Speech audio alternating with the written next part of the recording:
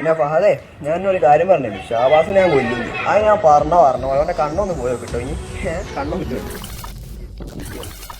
നിങ്ങൾ കേട്ടത് സമപ്രായക്കാരായ 10ാം ക്ലാസ്സുകാരുടെ വാക്കുകളാണ്. ഏതെങ്കിലും സിനിമയിലെ വില്ലൻ കഥാപാത്രത്തിന്റെ വീരവാദങ്ങളല്ല.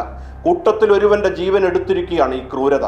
കൂട്ടത്തല്ലിൽ മരിച്ചാൽ പ്രശ്നമില്ല, പോലീസ് കേസെടുക്കില്ല എന്നൊക്കെയാണ് ഇവർ പറയുന്നത്. ആരാണ് ഇവരുടെ റോൾ മോഡൽ? കൂട്ടത്തിൽ മരിച്ചു കഴിഞ്ഞാലും വലിയ വിഷയമൊന്നും അത് കേസെടുക്കുമല്ലോ പോലീസ്. ഈ നാടിന് എന്തു പറ്റിയെന്നല്ല, നമുക്ക് എന്താണ് സംഭവിക്കുന്നതെന്ന് ചോദിക്കേണ്ട കാലമാണിത്. തുടർച്ചയായി ക്രൂരതയുടെ വാർത്തകൾ അക്ഷരാർത്ഥത്തിൽ മനസ്സ് മരവിക്കുകയാണ്. ആരാണ് പ്രതി എന്നല്ല, ഈ നാടാകെ പ്രതിക്കൂട്ടിൽ നിൽക്കുകയാണ്. താമരശ്ശേരിയിൽ വിദ്യാർത്ഥികൾ തമ്മിലുണ്ടായ ഏറ്റുമുട്ടലിൽ പരിക്കേറ്റ 10ാം ക്ലാസ്സുകാരൻ മരിച്ചു. കൊല്ലപ്പെട്ട ഷഹബാസിനെ മർദ്ദിച്ച വിദ്യാർത്ഥികളുടെ സാമൂഹിക മാധ്യമ സന്ദേശങ്ങൾ ഞെട്ടിക്കുകയാണ്. ആക്രമണത്തിന് ശേഷം നടന്ന ചാറ്റുകളാണ് പുറത്തു വന്നിരിക്കുന്നത്. Kozhikode Thamarassery Elettil MJ higher secondary സ്കൂളിലെ 10ാം ക്ലാസ് വിദ്യാർത്ഥി മുഹമ്മദ് ഷഹബാസ് ആണ് കോഴിക്കോട് ഗവൺമെന്റ് മെഡിക്കൽ കോളേജിൽ ചികിത്സയിലിരിക്കെ ശനിയാഴ്ച പുലർച്ചെ 1 മണിയോടെ മരിച്ചത്. താമരശ്ശേരി വെഴുപ്പൂർ റോഡിലെ ട്രിസ് എന്ന സ്വകാര്യ ട്യൂഷൻ സെന്ററിന് സമീപം വ്യാഴാഴ്ച വൈകിട്ട് 6:30 നടന്ന സംഘർഷത്തിലാണ് തലയ്ക്ക് ഗുരുതരമായി പരിക്കേറ്റത്. സംഘർഷത്തിൽ ഉൾപ്പെട്ട താമരശ്ശേരി GVHSSലെ വിദ്യാർത്ഥികളെ 5 പേർക്കെതിരെ കൊലക്കുറ്റം ചുമത്തി കേസെടുത്തിരിക്കുകയാണ് പോലീസ്.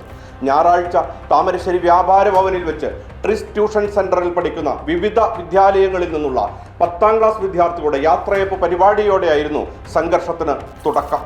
എളേറ്റിൽ MJHSSലെ വിദ്യാർത്ഥികൾ നൃത്തം ചെയ്യുന്നവരുടെ സാങ്കേതിക പ്രശ്നത്തെ തുടർന്ന് പാട്ട് നിലച്ച് നൃത്തം തടസ്സപ്പെട്ടു.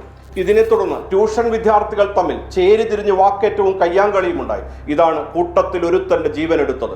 കേരളത്തിലെ കലാലയങ്ങൾ എങ്ങോട്ടാണ് സഞ്ചരിക്കുന്നത്? ഇന്നലെ കാസർഗോഡ് 10ാം ക്ലാസ്സുകാരുടെ യാത്രയപ്പിന് ലഹരി പാർട്ടി എന്നാണ് വാർത്ത. കഞ്ചാവ് ഉൾപ്പെടെ പിടികൂടിയിരിക്കുകയാണ്. തിരുവനന്തപുരം ഇമ്മാനുവൽ കോളേജിൽ വിദ്യാർത്ഥികൾ തമ്മിൽ ചേരിതിരിഞ്ഞ അക്രമമാണ്. നഞ്ചക്ക് പോലുള്ള ആയുധം ഉപയോഗിച്ചാണ് താമരശ്ശേരിയിൽ കൊല്ലപ്പെട്ട വിദ്യാർത്ഥി ആക്രമിച്ചത്. ഇത്രമേൽ കൊടും ക്രൂരന്മാരാകാൻ കാരണമെന്ത്? ലഹരിയും സിനിമയുമാണോ വഴിതെറ്റിക്കുന്നത്? ഒരു കാലത്ത് തൊഴിലില്ലാത്ത ചെറുപ്പക്കാരൻ, മാഷ്, സത്യസന്ധനായ പോലീസുകാരൻ, വിഷാദ കാമുകൻ, നിത്യപ്രണയി, തൊഴിലാളി മുതലായവരായിരുന്നു സിനിമകളിലെ നായകർ. അവരെ അപക്വ കൗമാരം ആരാധിക്കുകയും അനുകരിക്കുകയും ചെയ്തിരുന്നു.